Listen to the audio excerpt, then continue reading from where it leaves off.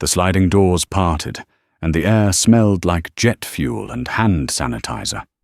You scanned the crowd until one familiar wave cut the noise like a lighthouse.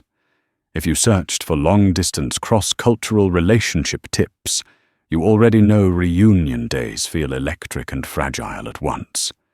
Joy rushes in, and so does the question of how to keep love strong when the gate closes again. On that first embrace after months apart, your hands remembered faster than your words. Laughter came out in the wrong order, like a song you almost forgot but still knew how to dance to. The suitcase wheels rattled over tile, a small thunder saying, "We did it." In that bright airport light, love was simple, and the plan for tomorrow felt like the only weather. We tell stories like this at Whispered Hearts. English, because distance can make even steady hearts doubt their rhythm. You don't just manage time apart, you manage 2 calendars, 2 cultures, and the space between your habits. The challenge is real. So is the promise that design can carry what distance tries to scatter. Time zones bend days into different shapes. One of you pours coffee while the other brushes teeth for bed. Holidays land on different dates, and your work weeks refuse to be twins. Some nights, the screen steals the warmth right out of your faces. Have you noticed how your patience runs thin when the clocks refuse to cooperate? But there's something even quieter holding you together that no clock can steal. Distance forces clarity, and clarity can be a gift. When you can't lean on proximity, you have to choose intention. What would change if you treated the miles as a workshop instead of a wound? Research shows that ritual steadies people across uncertainty. Therapists report that couples who name meaning before logistics fight less about the schedule. We learned that a why makes the when easier to negotiate. The promise underneath every plan matters more than any app you tap. Here's the curiosity that flips frustration into design. What if the best long-distance cross-cultural relationship tips start with your bodies, not your phones? We mapped energy instead of hours. Morning brain, midday slump, late-night tenderness. Which slice of your day carries the voice your partner most needs to hear? We built 2 daily windows that felt like open porches. One short check-in during the energizing part of the day when words are clean. One longer call during the soft hours when stories can stretch without snapping. We protected them like appointments with our future. Could 2 flexible windows lower your stress more than 5 scattered pings? Scheduling needed a translator for culture and pace. So we used a shared calendar where we marked not just meetings, but moments that mattered. Grandma's festival, a thesis deadline, a friend's surgery. We added emojis that made the tone visible at a glance, a lantern for holidays, a book for exams, a heart for days to be gentle. Distance stretches trust like saltwater taffy. It can fray, but it can also sweeten. We learned to send trust in small, daily envelopes. A photo from the sidewalk showing the weather. A voice memo that began with, "No need to reply." A quick thinking of you that asked for nothing, but gave a pocket of warmth you could carry. Culture adds color to those envelopes. One of you loves surprise care packages with familiar snacks and a handwritten note. The other lights up when a modest, practical gift arrives exactly when needed. We mixed both. A red envelope-style e-gift during a festival. A small box of coffee beans from the shop near your apartment, wrapped in a printed poem. Before the day frayed, we started doing feelings weather. 3 words, a number, a note. Foggy, April 10th, want quiet. Sunny, August 10th, cheering for you. It wasn't therapy, it was traffic lights for the heart. Which simple scale would help you land on each other with the right tone? But there's a tougher truth you'll meet around month 2 or 3. Loneliness doesn't always mean you're in trouble. It means you have a human nervous system. We learned to name it without shame. I miss you became a bridge you can walk together, not a verdict you throw across a screen. Our repair script saved us when a call dropped or a plan slipped. First, safety. We're on the same team. Next, feeling. I felt small when the message sat unread. Then, action. Let's move the long call to Saturday and hold 10 minutes tomorrow, no matter what. We closed with a near-term promise. Repair works best when it's measurable and soon. When fights came in hotter than we liked, we did a reset scene. Both put phones flat on the table. Breathe 10 counts. Name one thing you appreciate about the other person's day. Ask one curious question. Then return to the problem like your hands are carrying glass. Which reset scene would calm your storms without blaming the weather? But there's something even more sacred than repairing right. Rejoicing on purpose builds muscle you can lean on later. We scheduled micro-celebrations for wins no one else saw. A meme storm for passing a tough quiz. A shared playlist for finishing a project. A selfie with your mum when she finally smiled at the mention of your partner's name again. Distance demands play, or it will turn everything into homework. We made the screen a stage instead of a tunnel. Cooking the same recipe on video. Karaoke with songs in both languages. Scavenger hunts that sent each other to objects we could see in the room. We laughed hard. Laughter is glue that dries fast. Weekends were built for shared worlds. One Saturday a month, we took each other on neighborhood tours with our phones. Farmers market peaches, the thrift store lamp that looked like a spaceship, the park bench where old men played chess and argued about nothing. The places became characters we both knew by name. We also wrote letters on paper, because slow messages can carry a different kind of truth. The ink made the words feel heavier in your hands. We kissed the envelopes like teenagers. We dropped them in blue boxes that hum with American streets and watched for the reply. An international stamp with a stripe of weather from far away. Culture kept teaching us how love wears different clothes. Public affection on video might feel odd if your family prefers privacy. So we learned signals that matched both sets of rules. A hand to your heart, a forehead to the phone camera for one quiet beat.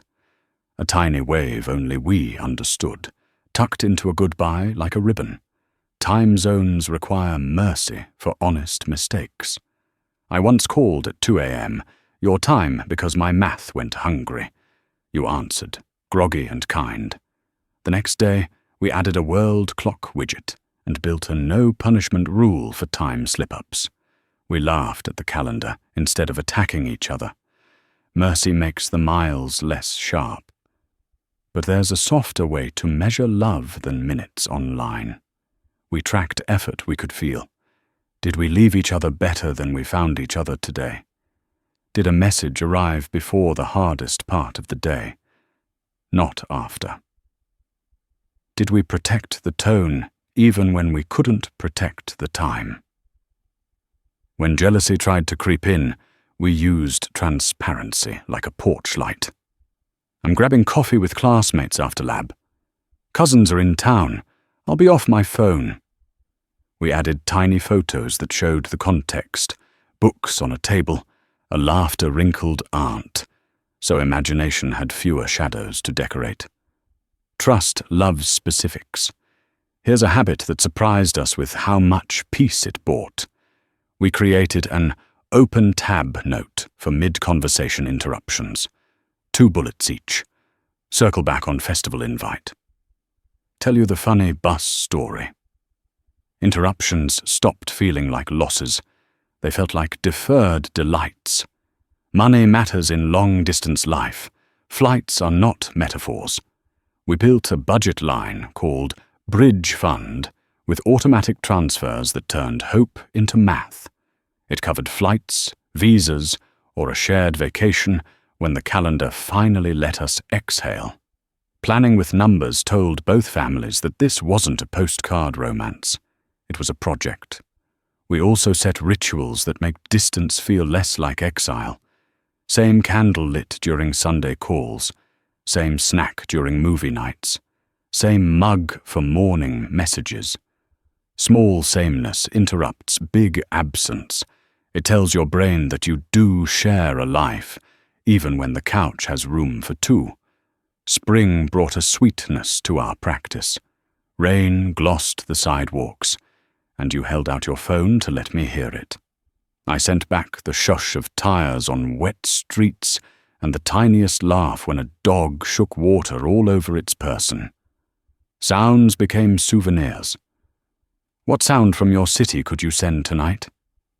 Summer offered long light and a chance to try dawn calls from a porch where the wood warmed your feet. We waved to neighbors who couldn't see the other half of our morning.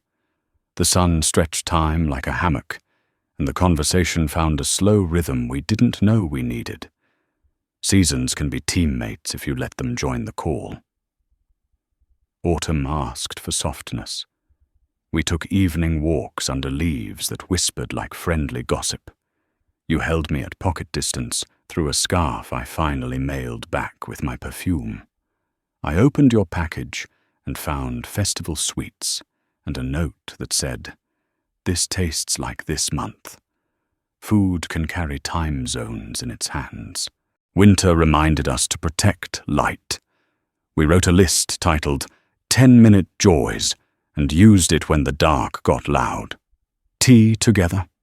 2 pages of the same short story. A quick stretch with cameras pointed at the floor because bodies do better when they move at the same time. Survival loves small plans that work. But there's a line between survival and actual connection. We drew it on purpose.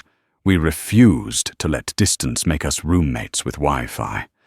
So we kept asking real questions a podcast might ask better. What did you learn about yourself this week? What quiet thing are you proud of? Where are you asking for courage? Families became part of the practice, gently. You taught me greetings that mattered in your language and told me which jokes to avoid. I sent a video thank you to your aunt for the scarf I wore too many days in a row. You learned my dad's habit of sending articles at dawn and started replying with one-line summaries that made him grin. Work and study can steal your softness if you let them. We built a landing ritual for the last 5 minutes of every call. 1 sentence of gratitude, 1 small plan for tomorrow, 1 ridiculous emoji. We left the video room the way polite people leave a living room, tidy and warm. When setbacks came, we practiced the art of losing well. A visa delay, a cancelled flight, a professor who suddenly needed your weekend. We let ourselves be disappointed without apologizing for it. Then we made a plan the future could cash.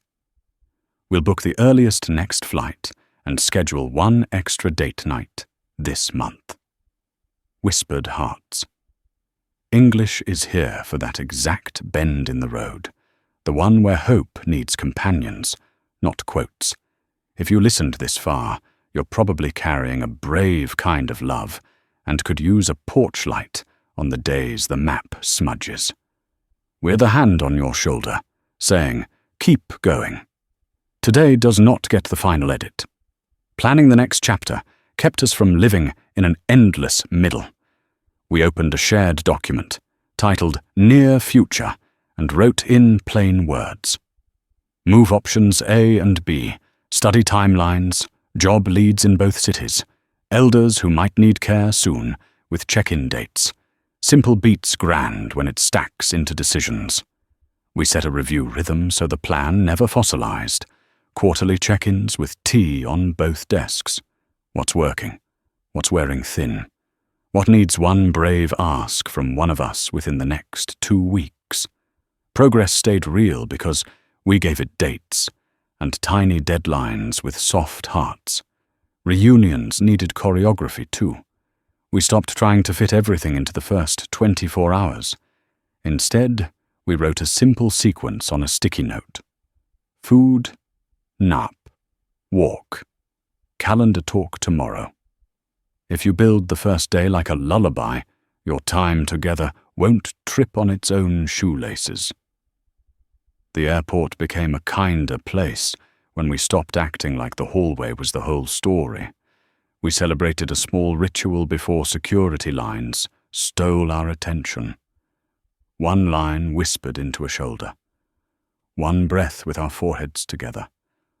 One promise in plain words.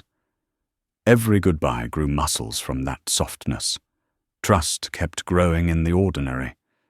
You sent a photo of a grocery list written in both languages because we were building a life and not a scrapbook. I sent back a picture of the plant you left on my windowsill, now showing a brave new leaf. We measured love by what we were quietly tending. When friends asked how we survived the long stretch, we told them the truth. We didn't just survive. We practiced intimacy on purpose. We turned time zones into choreography and culture into color. We built a house of habits with a door always open for the next chapter. As you plan your own next chapter, try this simple imagining. Picture the calendar 3 months from now with one bright circle around a date you both can feel in your bodies. Write the steps that get you there, like you're writing sheet music for a hopeful song. Then play it slowly, together, even if the melody wobbles at first. Tonight, when the screen goes dark and the room hums its low winter sound, give yourselves credit. You built a bridge that doesn't wobble in wind. You learned the pace of the other person's day and sent kindness to meet it. You held space for both families and found a way to laugh on Tuesdays. When the morning finds you in 2 cities and the coffee warms 2 separate kitchens, remember what distance has already taught you. Intention beats impulse. Repair beats perfection. Joy travels well when you give it small suitcases and clear tickets. What's your favorite way to surprise your partner from afar? We're glad you're here. Whispered Hearts. English is the companion for couples who are building something honest across maps and languages. If these words gave you one idea you can try by Friday, tell us in the comments so someone else can borrow your courage. Your story might be their next good day.